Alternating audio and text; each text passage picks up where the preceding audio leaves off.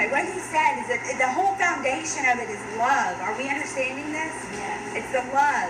So if I went up to any one of you, how do you say, why do you love Jesus? Who answers it? Why do you love Jesus? Thank you. People want to know who Jesus is. You need to know who he is. If you love somebody, you know who he is. I know who Niles is. I love him. He is kind. He is generous. He is the first person to give and the last person to take. I know my husband. I'm a bride to Christ. I know my husband. Why do I love Jesus? I'll tell you. Ezekiel 16. He says, then I passed by you and I saw you. And you were indeed at the age for love. I'm sorry. Go back. He said to 6. He said, I passed by you and I saw you. You lying in your blood. And I said to you as you lay in your blood, live. Yes, I said to you as you lay in your blood, live. I made you thrive like plants of the field. You grew up and you matured and you became very beautiful. You were formed and your hair grew, but you were stark naked. Then I passed by you and I saw you and you were indeed at the age for love. So I spread the edge of my garment over you and I covered your nakedness. I pledged myself to you, entered into a covenant with you, and you became mine. This is the declaration of the Lord. I washed you with water.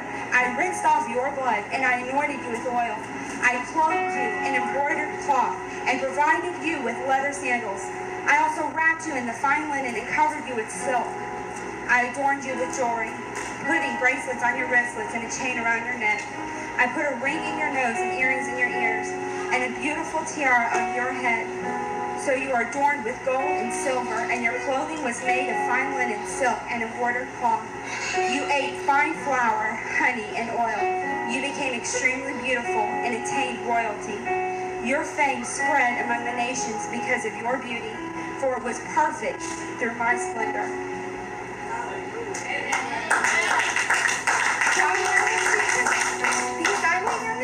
Because I was in my own blood. And yet he has given that to every single one of us. And he says, you are laying here naked, and yet through nothing that you have done out of yourself, I have pulled you, and you are no longer naked. You are no longer in your blood, but you are anointed with my oil that comes from heaven.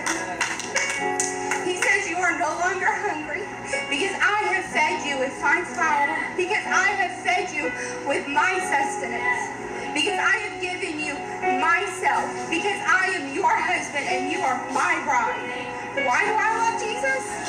That is why I love Jesus. It's because out of nothing of what I am and everything, because I am made perfect through his splendor, because my words are not my own, because they are the word of God. That is why I love Jesus, because he fills every part of who I am. Niles is right. When you walk out and you become a Christian, it is not easy. You know what the difference is? Before you're stumbling over something in darkness, and now you see what the battle is, because there's a light inside of you, and you see what it is, and you're able to conquer it. You're not stumbling, you are conquering. He's not giving you something as an obstacle to say, hey, this is something you can trip on, but he's given it to you so that you can walk on it, so that you tread on it, because he gives you the victories. And when other people are falling and they're stumbling in their darkness, they look at you and they say, how did you get over that? How did you get over that addiction? How did you walk through that divorce? How did you walk through that? Because I walk by faith. The faith in my Christ who's given me a light to see what the trouble path is. You're stumbling in the darkness and I am walking in the light, and I see what it is, and I am able to conquer it through the blood of Christ. It's not easy, but you know what? You see your path and you see your way. Why do I love Jesus? That's why. And when somebody comes to you, this isn't about what Niall said is so fundamental, and yet so many people miss it because they say, I know that. And you do know that. But do you know that?